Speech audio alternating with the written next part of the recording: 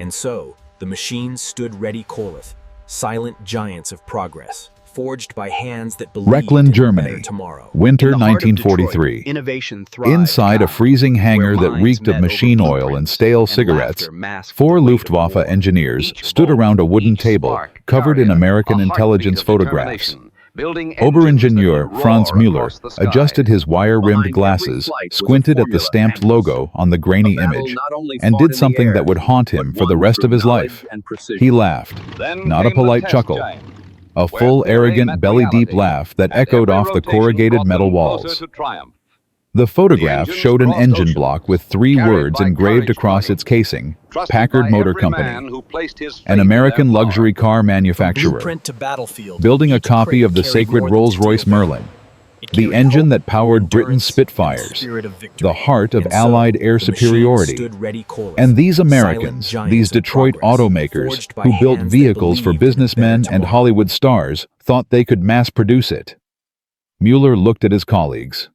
They were all smiling. One of them, Carl, flicked ash from his cigarette and muttered the phrase that had become gospel in German engineering circles.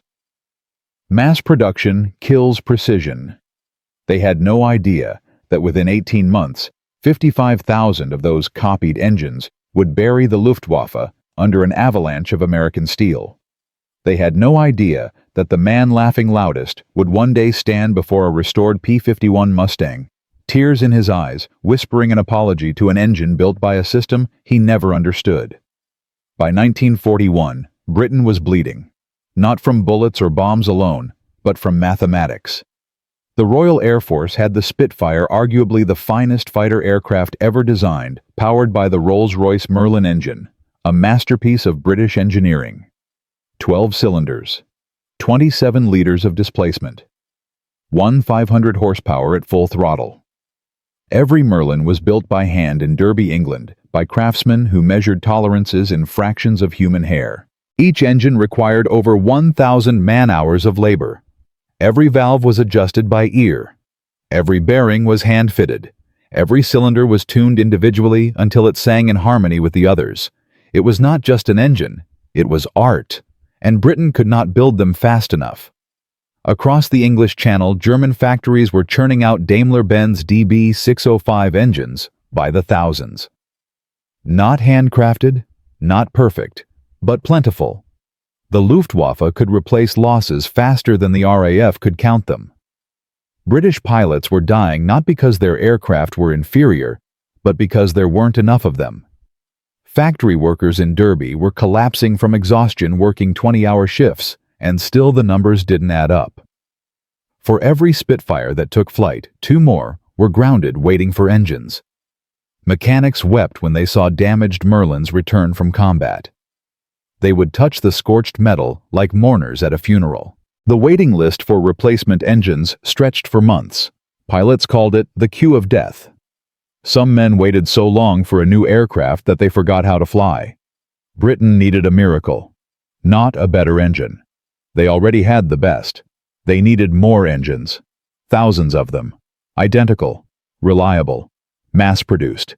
And that single word, mass-produced, made every Rolls-Royce engineer in Derby want to vomit. To them, mass production was the enemy of excellence. You could build quantity or quality, never both. But maths don't care about philosophy, and the maths said Britain would lose the war unless someone somewhere could turn craftsmanship into an assembly line. Then across the Atlantic, someone picked up the telephone. A man in Detroit, a place famous for automobiles, not aircraft. A city that built machines by the millions, not by the careful stroke of a master's hand. And when the call ended, British engineers stared at each other in horror. They were about to hand the blueprints of their most sacred creation to Americans, who measured success in units per hour, not perfection per decade. The Rolls-Royce executives knew what this meant. They were about to watch their religion become industry. Jesse Gurney. Vincent was not a man you noticed in a crowd. Average height, thinning hair, a slight limp from a childhood accident. He wore simple suits, drank black coffee, and rarely raised his voice. He was 58 years old in 1941, and he had spent his entire adult life building engines. Not for glory, not for fame, for function. He started as a machinist's apprentice in Springfield, Massachusetts, filing metal shavings for 12 hours a day, 6 days a week. By age 20, he could disassemble and reassemble any engine blindfolded. By 30, he was designing them. By 40, he was leading Packard Motor Company's engineering division, turning luxury car engines into efficient, reliable machines that required minimal maintenance.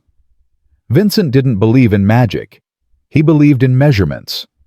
When other engineers talked about feel or instinct, Vincent pulled out a micrometer. When they said close enough, Vincent asked, how close? His philosophy was brutally simple: if you can measure it, you can control it. If you can control it, you can repeat it. If you can repeat it, you can mass-produce it. And if you can mass-produce it, you can win wars. His colleagues at Packard called him the machine behind his back. Not because he was cold, but because he thought like one. Linear, logical, unemotional. When the British government approached Packard in early 1941 with a desperate proposal to license-produce the Merlin engine in America, most executives were skeptical. The Merlin was a hand-built masterpiece. Packard built cars on assembly lines. The cultures were incompatible. But Vincent saw something no one else did. He saw that the Merlin wasn't magic. It was math wrapped in mysticism. Strip away the romance, the hand-fitting, the artisan worship, and underneath was a brilliantly designed machine whose tolerances could be standardized, whose components could be made interchangeable, whose soul was nothing more than precise engineering that hadn't yet been properly documented. When the first shipment of Rolls-Royce blueprints arrived in Detroit, 21,000 pages of hand-drawn technical drawings on linen paper, Vincent spent 3 days locked in his office studying them. He didn't sleep, didn't eat, just blueprints, cigarettes, and strong coffee. When he finally emerged, his assistant asked, "Can we build it?" Vincent's answer was immediate. Not the way they do. Everyone froze. The British liaison officer went pale. Did this American just insult the greatest engine ever built? But Vincent wasn't finished. He pointed at the blueprints scattered across his desk and said something that would change the course of the war: "We can build it better." Vincent's plan was heresy, pure, unfiltered engineering blasphemy. He wanted to take the Rolls-Royce Merlin, the pinnacle of British craftsmanship, and completely redraw it. Every single component, every measurement, every tolerance. Convert it from British imperial units to American standards, from fractional inches to decimal inches, from Whitworth threads to SAE threads, from hand-fitted components to interchangeable parts machined to identical specifications. The Rolls-Royce engineers were horrified. One of them, a senior designer named Harold Watkins, who had personally hand-fitted valves into Merlin engines for a decade, actually stood up and shouted, "You'll destroy it!"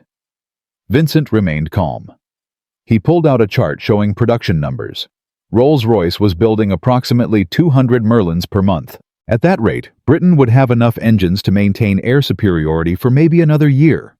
Maybe. The Germans were building 5 times that number. Vincent pointed at the numbers and said quietly, "Your engine is perfect, but perfect doesn't matter if there aren't enough of them." Then he said the thing that made Watkins turn red with rage. "We're going to make your engine so precisely identical that any part from any engine can fit into any other engine without adjustment.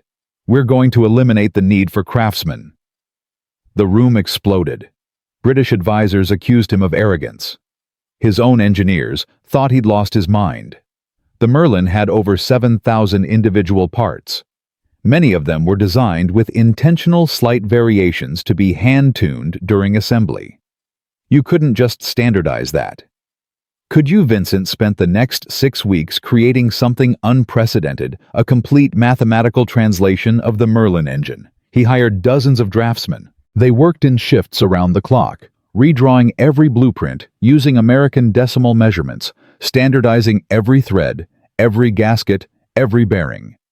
Where Rolls-Royce wrote, "Fit snugly," Vincent wrote, "Clearance 0.0012 inches, plus or minus 0.00001 inch." Where Rolls-Royce said, "Adjust by feel," Vincent created a gauge that measured to 2 microns. Where Rolls-Royce handpicked materials, Vincent specified exact alloy compositions and heat treatment procedures. The British thought he was insane. The Germans, when their intelligence service got wind of the project, thought it was a joke. And Vincent's own accountants thought it was financial suicide. The retooling costs alone would be astronomical. Building the precision machinery required to manufacture components to such tight tolerances would cost millions. But Vincent had done the math, building craftsman-level quality into the process. Instead of relying on craftsmen themselves, meant that once the system was running, production costs would plummet. More importantly so, would failure rates. He told the Packard board of directors, "Give me 12 months and $12 million. I'll give you an engine that runs smoother, lasts longer, and costs half as much as the British original. And I'll build them faster than the Germans can shoot them down." December 1942. The Packard test facility in Dearborn, Michigan, looked like a cathedral of steel. Massive brick walls, high ceilings, and in the center, bolted to a dynamometer test stand, sat the first American-built Packard Merlin serial number, V165V1. It gleamed under harsh industrial lights, every surface mirror smooth, every bolt torqued to exact specifications, every clearance measured and logged. Jesse Vincent stood behind thick glass in the observation room, surrounded by engineers, military officers, and British liaisons who had flown across the Atlantic specifically to watch this experiment fail. The test protocol was brutal. Run the engine at full power, 1,500 horsepower, at 3,000 RPM for 150 consecutive hours without stopping. No maintenance, no adjustments. Just raw endurance. Rolls-Royce had never attempted such a test because their engines were designed to be constantly monitored and adjusted during operation. A craftsman's engine needed a craftsman's care. But Vincent's engine had no craftsman, just gauges, sensors, and cold, hard mathematics. The operator's hand hovered over the ignition switch. Vincent nodded. The switch flipped. The starter motor whined. Then with a cough and a roar, 12 cylinders came alive. The sound was different. The British engineers noticed it immediately. The Rolls-Royce Merlin had a distinctive rasp, a slight roughness that veteran pilots called the Merlin's growl. It was the sound of hand-fitted components, each slightly unique, creating subtle harmonic variations. The Packard Merlin didn't growl. It purred, smooth, even, mechanical perfection. One British observer whispered, "It sounds like a sewing machine." He meant it as an insult. Vincent smiled. Exactly. Hour 1 normal operation. Hour 10 oil pressure stable temperature nominal. Hour 30, the British engineers stopped smirking. Hour 50, they stopped talking. Hour 71 of them muttered, "It should have seized by now." Hour 100, complete silence in the observation room. Hour 120. Harold Watkins, the Rolls-Royce master craftsman who had shouted at Vincent 6 months earlier, stared at the engine with an expression that mixed awe and grief.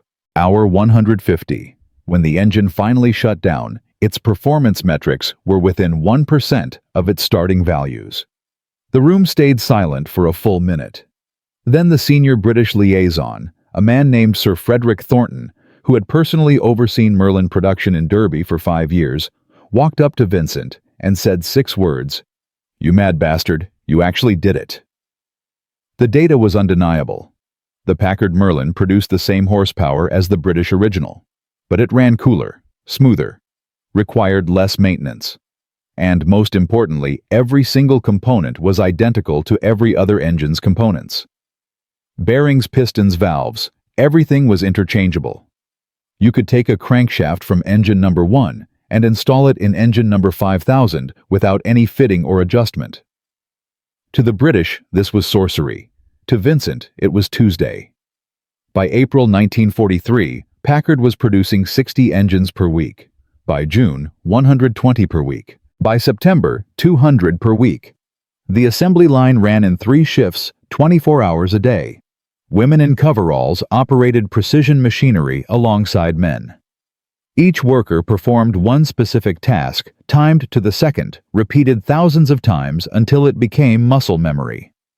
The engines rolled off the line like identical twins. Serialized, tested, crated, shipped. To Britain, to North Africa, to the Pacific. And then they were installed into an aircraft that would become legendary, the North American P-51 Mustang. The Mustang had been a disappointment in its original form.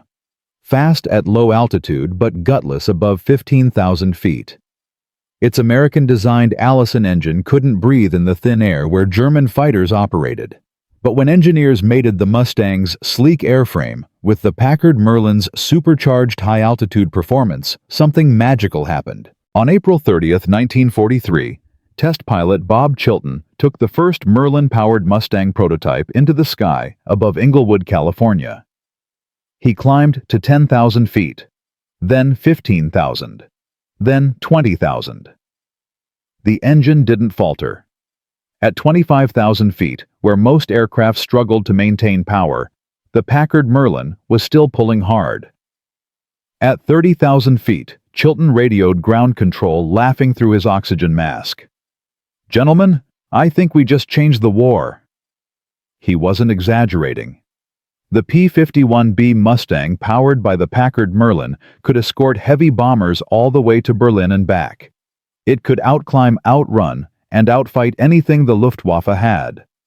And unlike the carefully maintained, temperamental German engines that required constant adjustment, the Packard Merlin just worked. Pilots called it the engine that never quits. Mechanics loved it because repairs were simple. Parts were interchangeable. No filing, no hand fitting. Just unbolt the broken component and bolt on a new one. In July 1943, the first Mustangs with Packard Merlins entered combat over Europe. German pilots who had spent 3 years fighting Spitfires and Hurricanes suddenly faced something new. Faster, higher, relentless. One Luftwaffe ace, Oberleutnant Karl-Heinz Moritz, described the encounter in his diary. "They came from above. I thought they were Spitfires, but they kept climbing higher than any Spitfire ever could. I pushed my throttle to maximum. They were still above me. Then the tracers came. I felt like I was being hunted by a machine that didn't need to breathe." When wreckage from a shot-down Mustang was recovered by German intelligence engineers, pried open the engine cowling, expecting to find the familiar Rolls-Royce manufacturing stamps. Instead, they found 3 words that made them go cold: Packard Motor Division. The same Americans who built luxury automobiles. The same company they had mocked. The same copy they had laughed at. But the engine they were staring at wasn't inferior. It was superior. Smoother castings, tighter tolerances, better materials, and most terrifying of all, completely interchangeable parts. By the end of 1943, Packard had delivered over 10,000 Merlin engines. The P-51 Mustang was being produced in staggering numbers. Allied air superiority over Europe was no longer a question. It was a mathematical certainty. In Derby, Rolls-Royce engineers who had once scorned American mass production methods were now studying Packard's techniques, trying to understand how the colonials had taken their masterpiece and made it better through standardization. In Berlin, Luftwaffe intelligence reports piled up on desks, each one more alarming than the last. American factories were producing engines faster than Germany could destroy them. The arithmetic of war had shifted. Quantity and quality. Together. Impossible. And yet, in Reckland, Franz Mueller sat in his cold office, staring at reconnaissance photographs of P-51 formations stretching from horizon to horizon. Hundreds of aircraft. Thousands of engines. All identical. All unstoppable. He opened his logbook to the entry from 1943, where he had written, "Copy equals inferior by design." He crossed it out. Slowly, deliberately. Beneath it, he wrote 3 words that would haunt him forever: "I was wrong." But the story of how America's arithmetic defeated Germany's artistry was only beginning. Because in the Pacific, another impossible challenge was emerging. One that would require not just better engines, but a complete reimagining of what industrial warfare could achieve. In Part 2, we'll discover how the Packard Merlin became the heart of a strategic bombing campaign that German engineers said was technically impossible. How American industry scaled production to levels that defied belief, and how a single philosophy, perfection through process, not personality, would bury the Luftwaffe under 55,000 engines that all sang the exact same song. By the end of 1943, Jesse Vincent had done the impossible. He took Britain's handcrafted masterpiece, the Rolls-Royce Merlin engine, and transformed it into an American assembly line miracle. 10,000 engines delivered. P-51 Mustangs dominating European skies. German engineers crossing out their own arrogant predictions in shame. But Vincent's victory was incomplete. Because while the Army Air Force embraced the Packard Merlin with open arms, another branch of the U.S. military was watching from across the Potomac River with folded arms and deep skepticism: the United States Navy. And they had zero interest in anything designed for land-based aircraft. Navy fighters operated from aircraft carriers. Different requirements, different challenges, different religion. The Navy had their own engine. The Pratt & Whitney R2800 Double Wasp, a massive air-cooled radial that powered everything from the F-6F Hellcat to the F-4U Corsair. It was reliable, proven, American-designed from the ground up. Why would they need a British engine redesigned by a car company? But there was a problem. A catastrophic problem that was killing American pilots by the dozens every single week. And Vincent was about to walk into a room full of Navy admirals who would rather lose the war than admit they needed help. This is the story of how one man convinced the most stubborn military institution in America that sometimes the best solution comes from outside your tribe. And it starts with a funeral. San Diego, California. February 1944. Lieutenant Commander Robert Dixon stood at attention beside a flag-draped coffin. Inside was what remained of Ensign James Mitchell, 22 years old, dead for 3 days. Mitchell had been flying an F-4U Corsair off the USS Essex when his engine quit at 200 feet during a carrier landing approach. No altitude, no options, no chance. The Corsair dropped like a stone and exploded on impact with the carrier deck. He was the 7th pilot that month to die from engine failure during carrier operations. The Navy called them acceptable losses. Dixon called them murder. After the funeral, Dixon requested an emergency meeting with Rear Admiral John McCain, Sr., commander of Task Force 38, and one of the most powerful men in the Pacific Fleet. McCain was 59 years old, weighed 130 pounds, soaking wet, and had a face like a leather boot left in the sun. He chewed cigars, hated paperwork, and despised anyone who questioned Navy doctrine. Dixon entered McCain's office aboard the USS Hancock and saluted. McCain didn't look up from his charts. He just growled, "You have 5 minutes, Commander. Make them count." Dixon pulled out a folder and dropped it on the desk. Photographs spilled out. Wrecked Corsairs, burned Hellcats, twisted metal that used to be aircraft. "Sir, we've lost 43 pilots in 6 months due to engine failures during carrier operations. That's more than we've lost to enemy fire in the same period."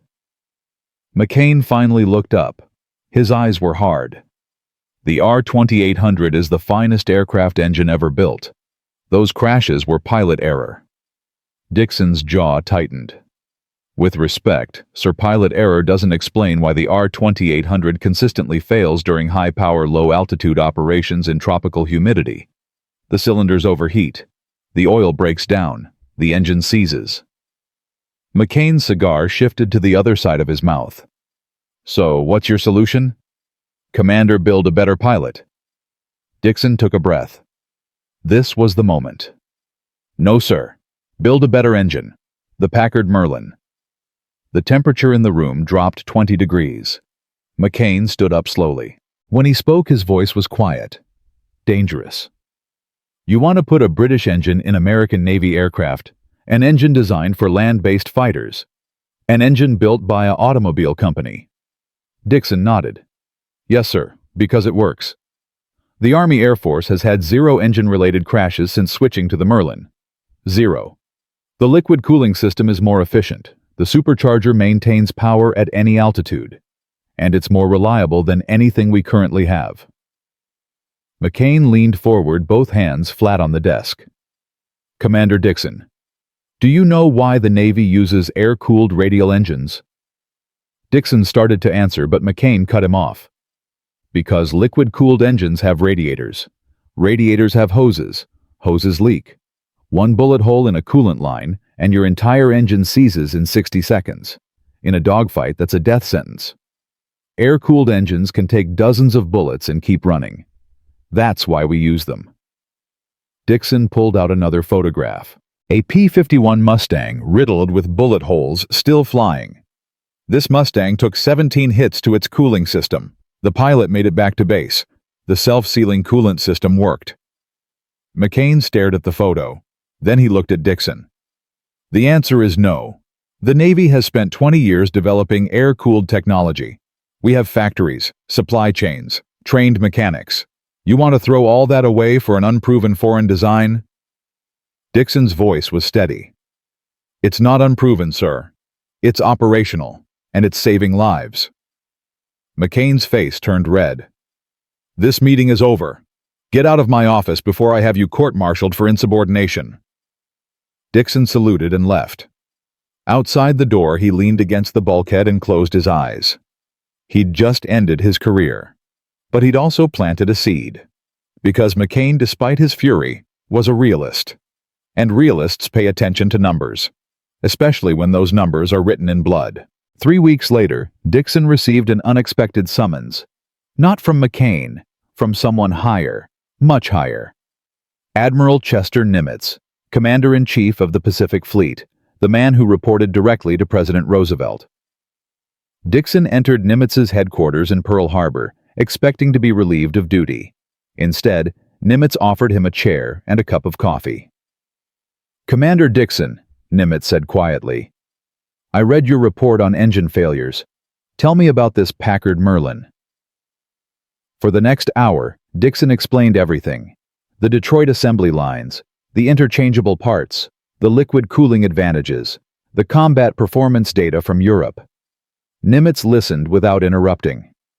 When Dixon finished, Nimitz stood and walked to the window overlooking Pearl Harbor. I lost a nephew last month, Nimitz said. Engine failure on takeoff. He was 19 years old. He turned back to Dixon.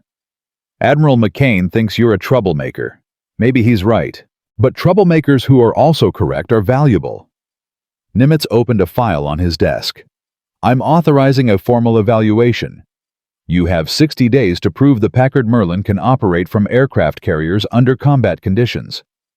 If you succeed, we'll consider adoption. If you fail, this conversation never happened, and you'll spend the rest of the war flying a desk. Dixon felt his heart hammering. Sir, I'll need aircraft, test facilities, engineering support. Nimitz smiled thinly. You'll get 1 aircraft, 1 test period, 1 chance. I'm assigning you to North American Aviation in Los Angeles.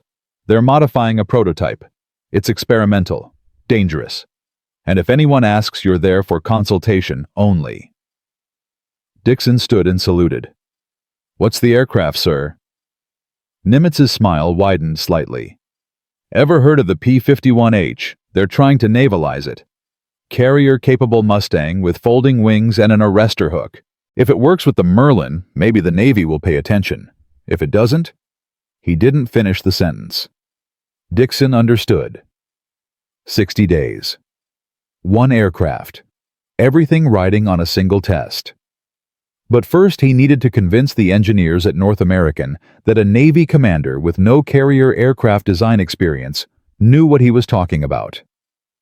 He arrived in Los Angeles on a rainy March morning, walked into the engineering building and immediately met the man who would become either his greatest ally or his worst enemy.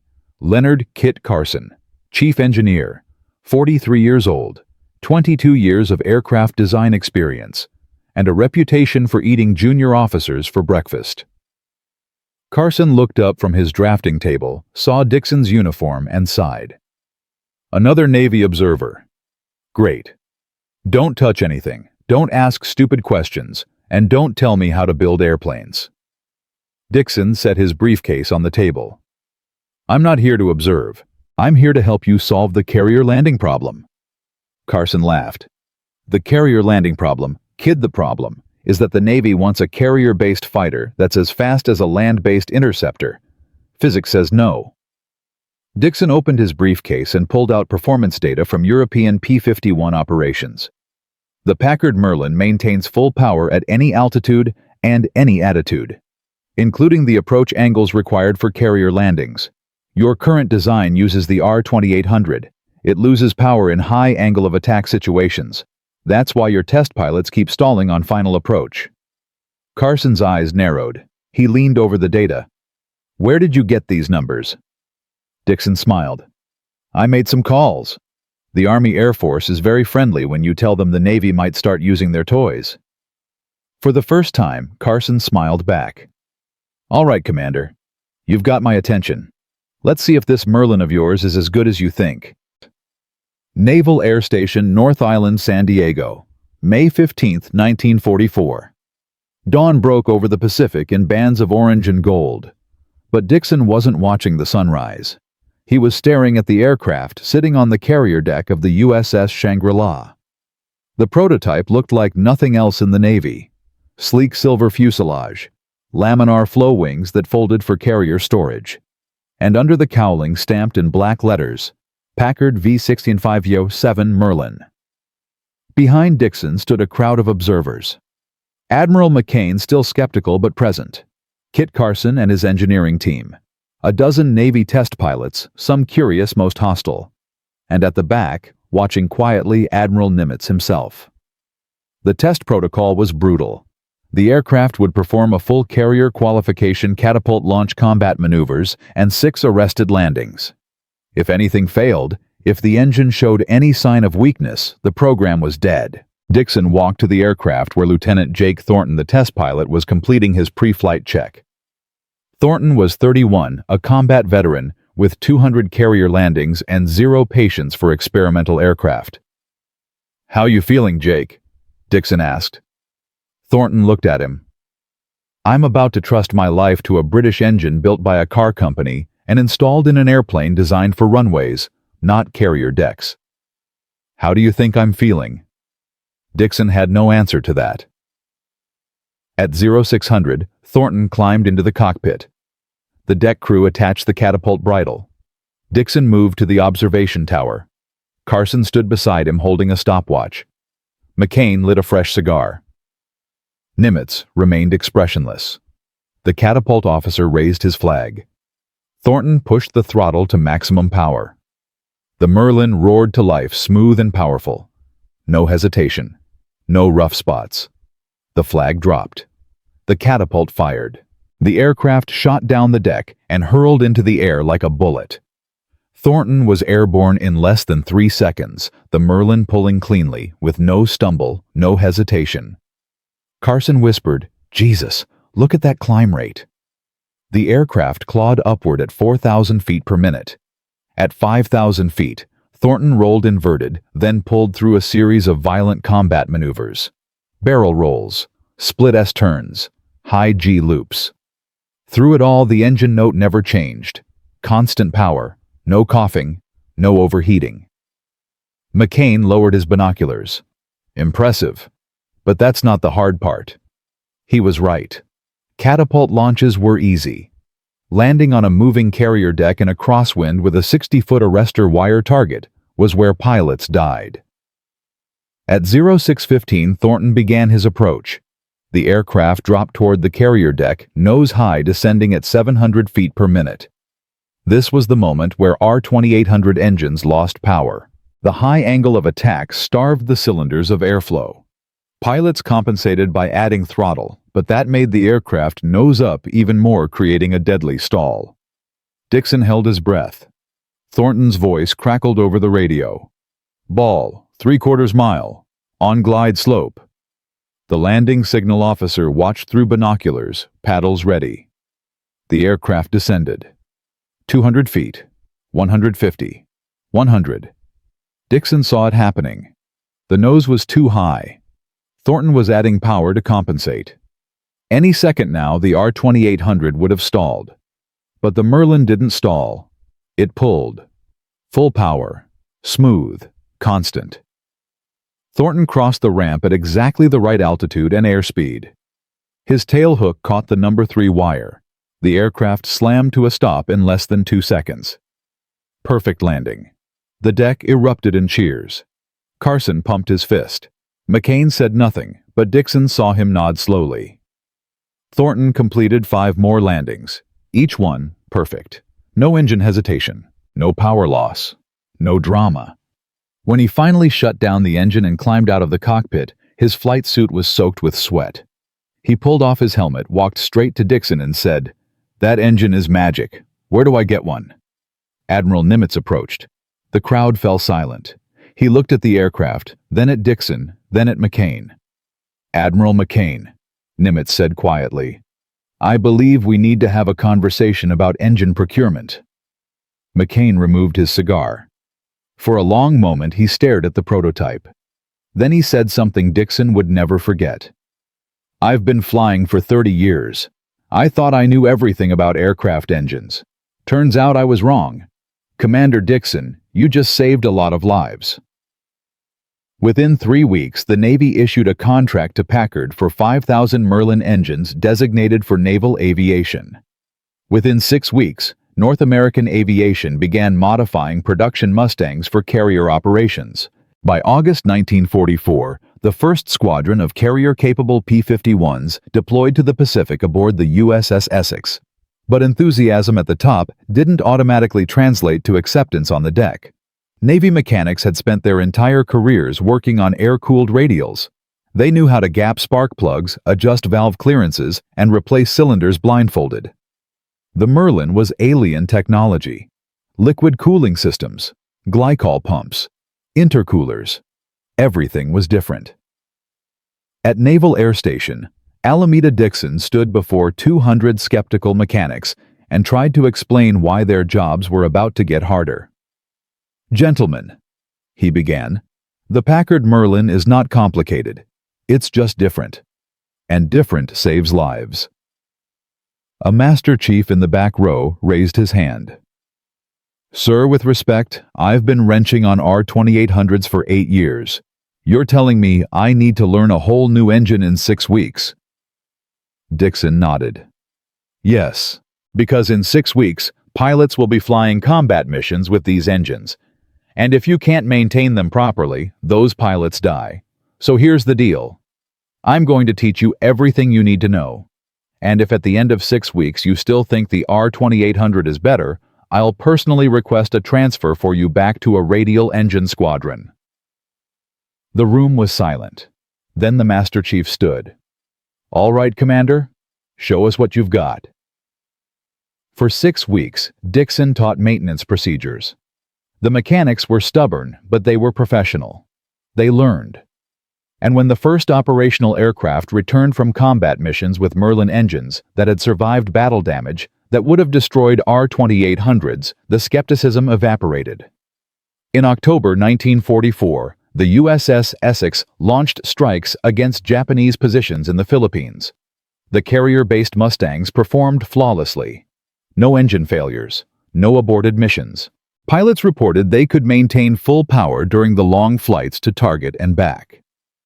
Japanese fighter pilots who had grown accustomed to fighting F-6F Hellcats suddenly faced opponents that were 50 miles per hour faster and could climb 3,000 feet higher. Combat loss rates dropped by 40%. Mission success rates increased by 60%, and engine-related fatalities fell to nearly zero. By November 1944, the impossible had become routine. The United States Navy, the most conservative military institution in America, had adopted a British engine designed by a car company and installed it in carrier aircraft that were outperforming everything in the Pacific.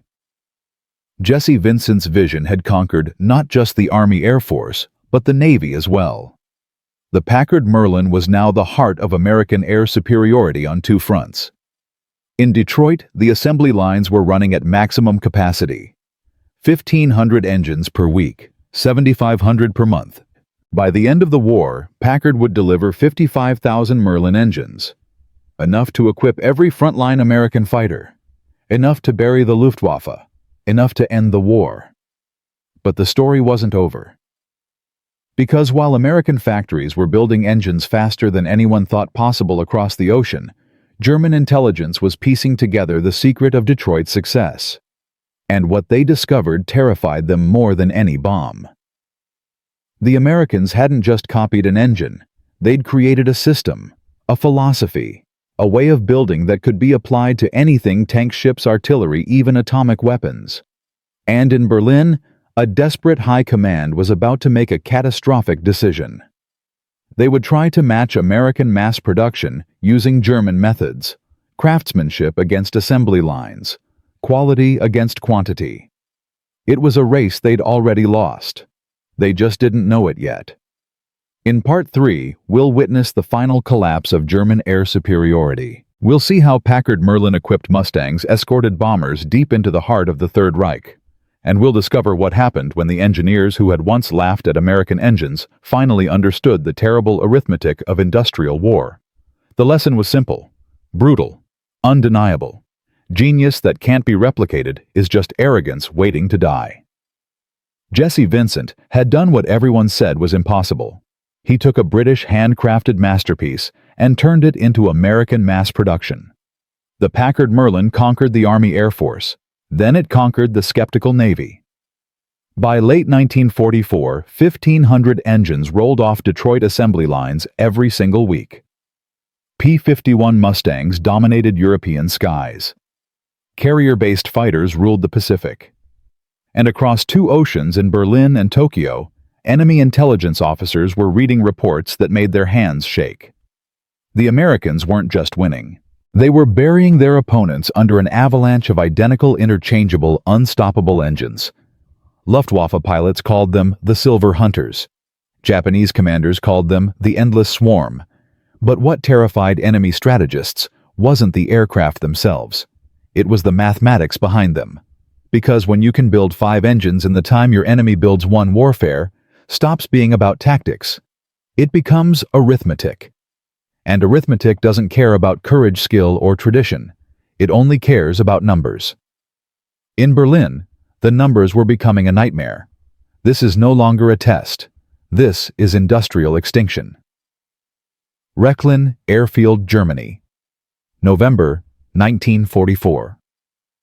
Oberingenieur Franz Müller stood in the same hangar where he had laughed at American engine blueprints 2 years earlier.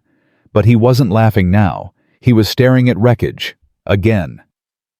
The third P-51 Mustang recovered that month. This one had been shot down near Frankfurt by a lucky burst of flak. The pilot hadn't survived. But the engine, even after the crash, was still partially intact. Muller's team had spent 6 days disassembling it, measuring every component, photographing every detail. What they found wasn't just troubling. It was apocalyptic. The Packard Merlin serial number, V16507-42847, was identical to the previous 2 engines they'd examined. Not similar, identical. Every bearing tolerance matched within 2 microns, every piston weight within 0.05 grams, every valve spring tension within 0.5%. Carl, his assistant, held up 3 connecting rods taken from 3 different engines. "They're interchangeable," he whispered. "Perfect fits. No filing. No adjustment. Nothing." Muller touched one of the rods. His voice was hollow. "They've done it. They've eliminated the craftsman." That night, Muller filed a report that landed on the desk of Reich Marshal Hermann Göring. The conclusion was devastating. Enemy production capacity now exceeds 10,000 engines monthly. Quality exceeds our finest hand-built examples. Interchangeable parts mean field repairs require minimal skill. Projected Allied fighter strength by spring 1945, 40,000 aircraft. Our current production capacity, insufficient to replace combat losses. Göring read the report 3 times. Then he threw it across the room. "Impossible!" he shouted. "Germany has the finest engineers in the world. We invented precision manufacturing." His aide picked up the report. "Sir, the Americans didn't invent better engineering. They invented a better system." The statistics were crushing. In January 1944, the Luftwaffe had lost 580 aircraft. By November, monthly losses exceeded 2,400. Not because German pilots were less skilled, not because German aircraft were inferior, but because the Americans could replace every loss instantly, while the Luftwaffe couldn't replace even half. In the Pacific, Japanese commanders faced the same nightmare. Admiral Jisaburo Ozawa reviewed after-action reports from the Battle of Leyte Gulf and discovered something that made him sick. American carrier aircraft were flying missions that should have been impossible. 8-hour combat patrols at 30,000 feet. Round-trip strikes covering 600 miles, and returning with fuel to spare. Japanese fighters powered by less efficient engines had maximum combat radius of 300 miles and could barely reach 25,000 feet. The equation was brutal. American pilots could engage at will. Japanese pilots could only defend and die. Ozawa wrote in his log, "We are not fighting an enemy air force. We are fighting an enemy factory." Desperate, both Germany and Japan attempted countermeasures. The Luftwaffe deployed jet fighters, the Me-262 hoping speed would compensate for numbers. It didn't. Jets were fast, but fragile, requiring constant maintenance and rare fuel. For every hour of flight, they needed 20 hours of servicing. The Packard Merlin required 1. Japan tried kamikaze attacks, turning pilots into guided missiles. But even suicide tactics couldn't overcome the math. America was building aircraft faster than Japan could crash them.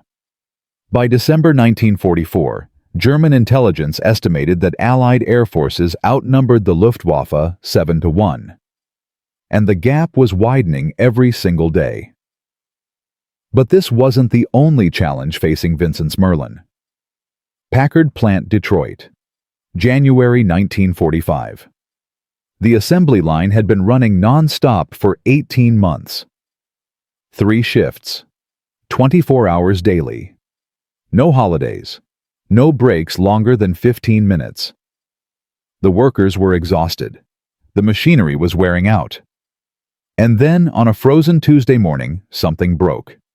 Engine serial number V16507-54392 came off the line and went straight to the test stand. Standard procedure. The operator fired it up. Normal ignition. Smooth idle. Then he pushed the throttle to full power for the standard stress test. At 90 seconds, the supercharger exploded. Metal fragments shredded through the test cell like shrapnel. The operator dove behind protective barriers. When the engine shut down, the damage was catastrophic. Supercharger destroyed. Cylinder heads cracked. Crankcase fractured. The test engineer, a man named Robert Hayes, stared at the wreckage in disbelief. Merlin engines didn't fail. Not like this. Not ever. He ordered an immediate investigation. Within 6 hours, they found the problem. A batch of supercharger impellers had been manufactured with incorrect heat treatment. The metal was too brittle. Under high RPM stress, it shattered. Hayes pulled production records.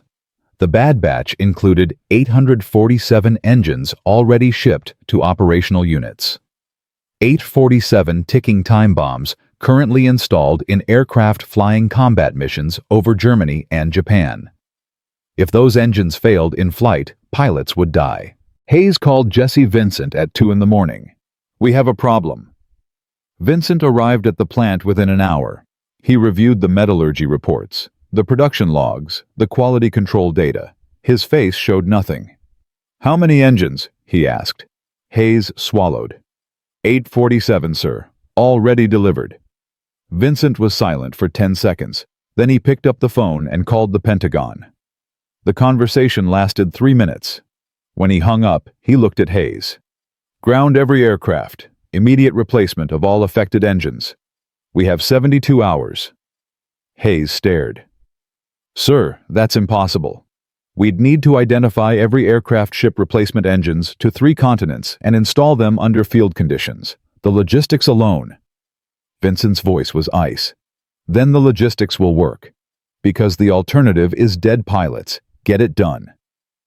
What followed was the most intensive industrial mobilization in aviation history. Packard produced 847 replacement engines in 36 hours.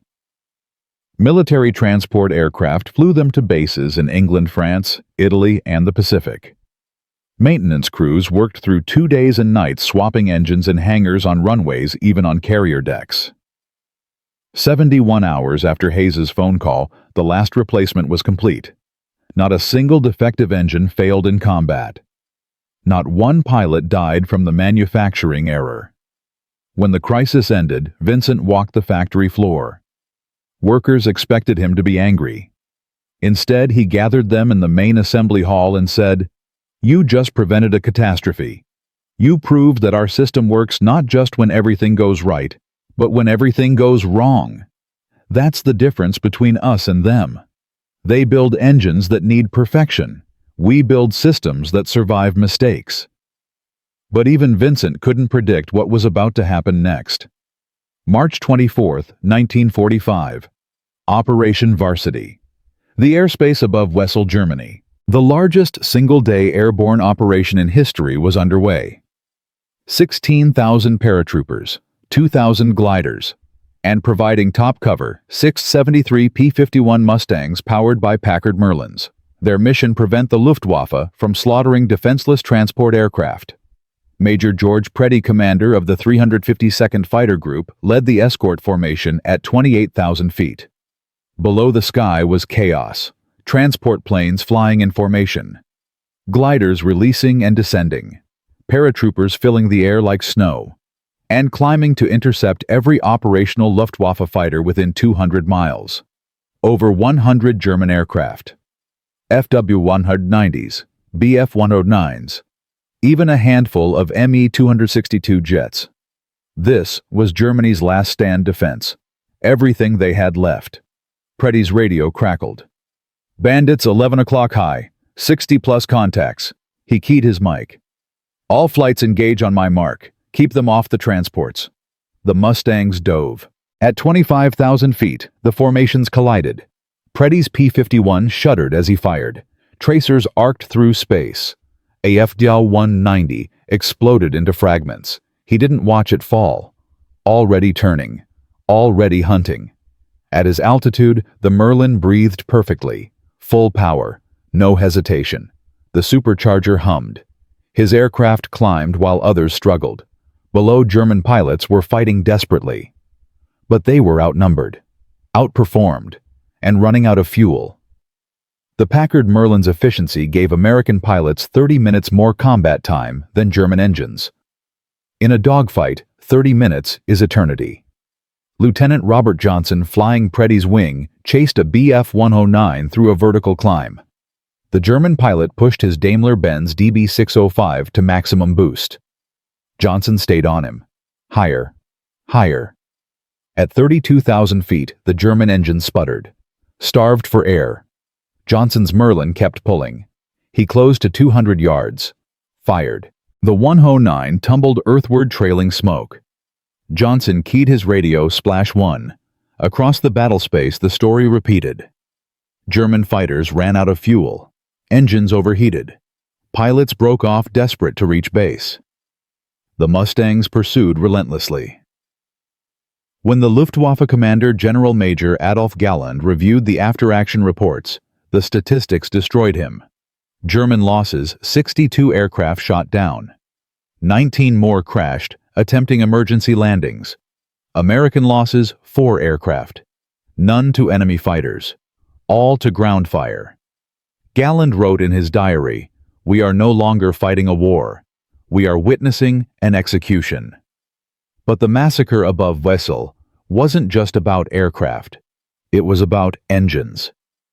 Every German fighter that fell did so because its engine couldn't match the Merlin's altitude performance, fuel efficiency, or reliability. The German pilots were brave, skilled, experienced. But courage can't overcome thermodynamics, and thermodynamics said the Packard Merlin was superior. On the ground, the paratroopers landed almost unopposed. The Luftwaffe never broke through. Of 16,000 men, dropped fewer than 300 were killed. Without the Mustangs, casualties would have been catastrophic. That night, Preddy's squadron landed at their base in Belgium. Maintenance crews swarmed the aircraft. Engines were inspected. All 673 Mustangs had returned. Not one engine failure, not one mechanical abort. The crew chiefs walked the flight line in awe.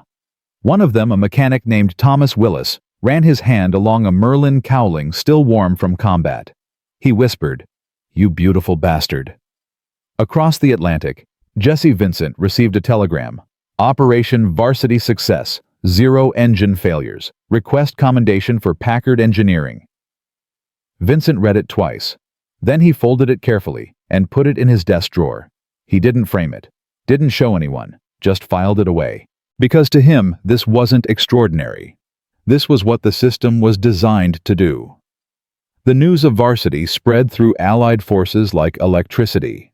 Within days, every air commander in Europe and the Pacific requested more Mustangs, more Merlins, more of whatever magic Detroit was producing. Newsreels showed P-51s in formation, their silver wings catching sunlight. Announcers called them the aircraft that broke the Luftwaffe. Newspapers ran stories, Detroit's gift to freedom. Radio broadcasts featured interviews with pilots who described the Merlin as the most reliable machine in the war. Morale skyrocketed. Pilots who had once feared being outnumbered now flew with confidence. They knew their engines wouldn't quit, wouldn't overheat, wouldn't fail. That psychological edge was as valuable as the technical advantage. On the German side, morale collapsed. Luftwaffe pilots began refusing missions. Some sabotaged their own aircraft to avoid flying. The few who still fought did so with the grim certainty of defeat. One captured pilot told interrogators, "You cannot fight a factory." The statistics told the story. In January 1945, the Luftwaffe flew 100 combat sorties. By April, fewer than 400. Not because they lacked pilots or aircraft, but because they lacked fuel parts and, most importantly, hope. In the Pacific, the impact was equally devastating. American carrier groups equipped with Merlin-powered fighters achieved air superiority ratios of 20-1. Japanese aircraft losses exceeded 500 per month. Entire air wings were annihilated. By May 1945, Japan had fewer than 1,500 operational aircraft left. America had over 30,000. The Packard Merlin had done what bombers, battleships, and armies couldn't do alone. It had achieved absolute air dominance. And in modern warfare, whoever controls the sky controls everything. The total impact Allied bomber losses dropped by 70% after widespread Mustang deployment. Fighter pilot survival rates increased by 80%. Mission success rates exceeded 95%. The war in Europe ended May 8, 1945. Historians estimate the Merlin shortened the war by at least 6 months. 6 months equals roughly 3 million lives saved. 3 million people who went home because Detroit could build engines faster than Germany could destroy them. Jesse Vincent received the Medal for Merit, the highest civilian honor for wartime service. He attended the ceremony in Washington, shook hands with generals and politicians, then returned to Detroit the same day. He had work to do. By VE Day, Packard had delivered 55,000 Merlin engines. 55,000 identical, interchangeable, unstoppable machines that had turned the tide of the largest war in human history. The P-51 Mustang became the most successful fighter aircraft ever built. Its kill ratio, 19 enemy aircraft destroyed for every Mustang lost. But here's what the newsreels didn't show. The parades didn't mention. The history books often forget. The Packard Merlin wasn't just an engine. It was a philosophy, a proof that perfection doesn't belong to the gifted few. It belongs to the system that can reproduce excellence forever. Germany had built masterpieces. America had built a method. And the method won. But what happened to the man who made it possible? What became of Jesse Vincent, the engineer who believed machines could replace magic? What became of Franz Müller, the German engineer who learned humility from an engine he once mocked? And most importantly, what lesson did the world take from this story? Because the Packard Merlin's legacy didn't end in 1945. It echoed through every assembly line, every manufacturing process, every industrial system built in the 75 years that followed. The philosophy that won the war became the foundation of the modern world. In Part 4, we'll discover the aftermath. The human cost of genius. The price of being right when everyone else was wrong. And the quiet tragedy of men who changed history but couldn't change themselves. Because victory has a strange way of feeling like loss when you're standing in the ruins of everything you believed. And Jesse Vincent was about to learn that winning the war was easier than living with what came after. From a Detroit car factory to the skies over Berlin. From mockery to mastery.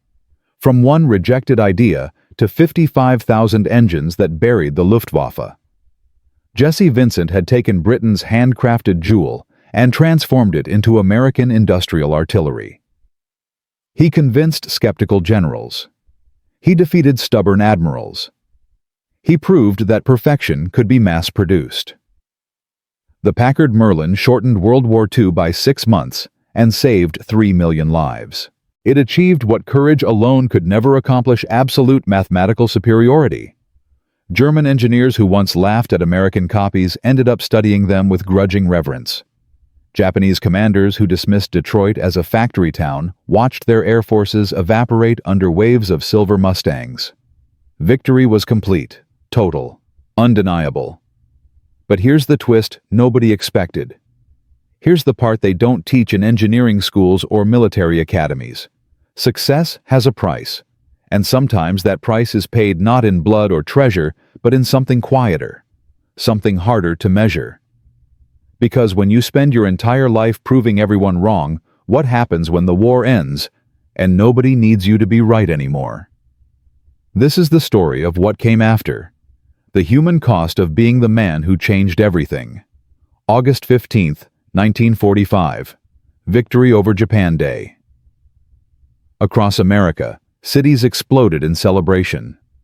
Soldiers kissed nurses in Times Square. Factory workers danced in the streets. Church bells rang from coast to coast. In Detroit, the Packard plant shut down its assembly lines for the first time in 4 years. The silence was deafening. Jesse Vincent stood alone on the factory floor, surrounded by idle machinery. He was 62 years old, exhausted, victorious, and utterly empty. The government canceled military contracts within weeks. No more engines needed. No more wartime urgency. The Medal for Merit sat in a drawer at his home. He never displayed it. When reporters asked for interviews, he declined. When universities offered honorary doctorates, he refused. He simply returned to Packard's automotive division and tried to design civilian car engines. But peacetime engineering felt small, trivial. How do you care about fuel economy for luxury sedans when you've just built the weapon that won the largest war in history? Vincent retired in 1948. He moved to a small house in Grosse Pointe, Michigan. He gardened, read engineering journals, attended occasional industry conferences where younger engineers asked about the war years like they were ancient mythology. He would smile politely and say, "We just did what needed doing." In 1962, at age 79, Vincent suffered a stroke. He died 3 days later. His obituary in the Detroit Free Press was 4 paragraphs long. It mentioned his work on the Liberty engine in World War I. It noted his role at Packard. It did not mention the Merlin. The greatest engineering achievement of his life warranted 0 sentences in his death notice. Across the ocean, Franz Müller's fate was different, but equally melancholic. After Germany's surrender, he was interrogated by Allied intelligence officers who wanted to understand Luftwaffe engine development. He answered every question with brutal honesty. "We lost because we worshipped craftsmanship," he told them. "The Americans worshipped systems. Systems beat craftsmanship. I should have understood that earlier." He spent 3 years rebuilding German industry under Allied supervision, then joined Daimler-Benz as a senior consultant. But he never designed engines again. He taught. He mentored young engineers. And he told every one of them the same story. The story of the Packard Merlin. The engine he had mocked. In 1963, Müller attended the Deutsches Museum Aviation exhibit where a restored P-51 Mustang was on display. He stood before the Packard Merlin engine for nearly an hour. Museum staff worried about him. Finally, he approached a docent and asked, "May I touch it?" The young man hesitated. "Sir, it's a museum piece." Müller's eyes filled with tears. "That engine taught me humility. Please." The docent stepped aside. Müller placed both hands on the cowling. He whispered something in German. Then he turned and walked away. He died 4 months later. His journal, discovered by his family, contained one final entry. "I spent my life believing perfection required genius. The Americans proved perfection requires only honesty. Honest measurements, honest standards, honest work. That was their genius." But the legacy of what Vincent and Müller represented didn't die with them. The Packard Merlin didn't retire when the war ended. It evolved. In 1947, the Royal Canadian Air Force adopted the engine for their de Havilland Mosquito fighters. In 1950, during the Korean War, P-51 Mustangs were pulled out of storage and returned to combat. The engine started on the first try, after 5 years of sitting idle. That reliability became legendary. By 1953, commercial aviation began using Merlin-derived engines in early passenger aircraft. The lessons learned in wartime precision manufacturing transferred directly to civilian industry. Interchangeable parts, decimal tolerances, statistical quality control. Every assembly line in post-war America owed something to the system Vincent had built. The Soviet Union studied captured Packard Merlins intensively. They reverse-engineered the manufacturing techniques and applied them to their own aircraft engines. The Klimov VK-105, which powered Soviet fighters through the 1950s, used production methods directly copied from Detroit. Even communist ideology couldn't ignore the arithmetic of mass production. By 1960, over 20 countries were operating aircraft powered by Merlin engines or their derivatives. Total production numbers across all manufacturers exceeded 150,000 engines. Total flight hours logged over 300 million. Total lives saved by the reliability of interchangeable parts and standardized manufacturing impossible to calculate, but certainly in the millions. In the late 1970s, the last combat Merlins were retired from active military service. But in civilian aviation racing circuits and vintage aircraft restoration, the engine lived on. As of 2024, approximately 200 airworthy Packard Merlins still exist. They appear at air shows worldwide. Crowds gather to hear them start. That distinctive sound. Smooth. Powerful. Eternal. The oldest operational example, serial number V16503 6347, was built in December 1943. It has logged over 12,000 flight hours across 81 years. Original bearings. Original crankshaft. Never rebuilt. Still running. But the technical legacy was only part of the story. The real inheritance was philosophical. Vincent had proven that excellence could be democratized, that precision didn't require artisans, that mass production and high quality were not enemies but partners. This philosophy spread far beyond aviation. Post-war automotive manufacturing, consumer electronics, computer hardware, pharmaceuticals, medical devices. Every industry that depends on identical, reliable, interchangeable components traces its methodology back to the same principles Vincent established in that Detroit factory between 1941 and 1945. The Japanese manufacturing revolution of the 1970s and 80s, which emphasized statistical process control and zero-defect production, was built on foundations laid by American wartime engineering. Toyota's production system explicitly cited World War II aircraft manufacturing as inspiration. The Packard Merlin had become more than an engine. It had become a template for how humanity makes things. Strip away the technical details. Ignore the horsepower ratings and tolerance specifications. At its core, the Packard Merlin story teaches one fundamental lesson. Breakthrough innovation often comes from translation, not invention. Vincent didn't invent the Merlin. Rolls-Royce did. But he translated craftsmanship into mathematics. He converted intuition into measurement. He transformed art into industry. And that translation changed the world more profoundly than the original invention. This pattern repeats throughout military history. During World War II, the proximity fuse which revolutionized anti-aircraft warfare wasn't invented by weapons designers. It was developed by physicists who translated laboratory techniques into battlefield technology. The Norden bomb sight came from an engineer who applied optical instrument precision to aerial targeting. Radar was pure physics, translated into tactical advantage. Each breakthrough emerged when someone asked, "What if we took this principle from here and applied it there?" The same lesson appears in failures. Nazi Germany developed the world's first operational jet fighter, the Me-262. Technically superior to anything the Allies possessed, but they couldn't mass-produce it efficiently. They relied on skilled craftsmen for assembly.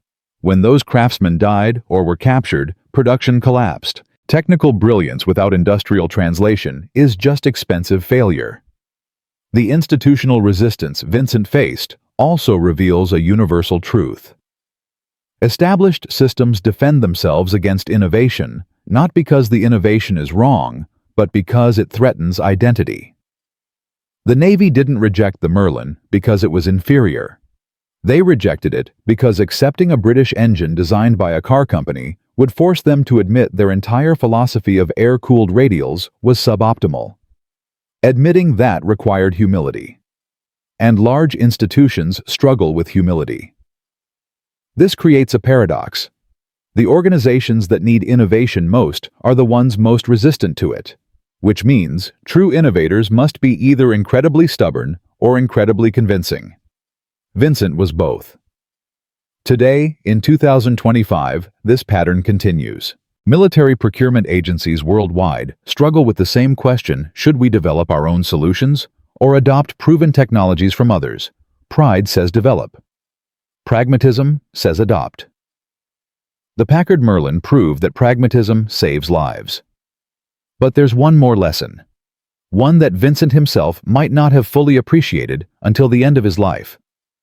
In 2003, 58 years after the war ended, researchers at the Smithsonian National Air and Space Museum discovered something extraordinary while cataloging archived documents: a leather-bound journal belonging to Jesse Vincent. It had been donated anonymously in 1967, 5 years after his death. Nobody had read it. Inside were his private thoughts recorded during the war years. Most entries were technical: calculations, tolerances, production schedules.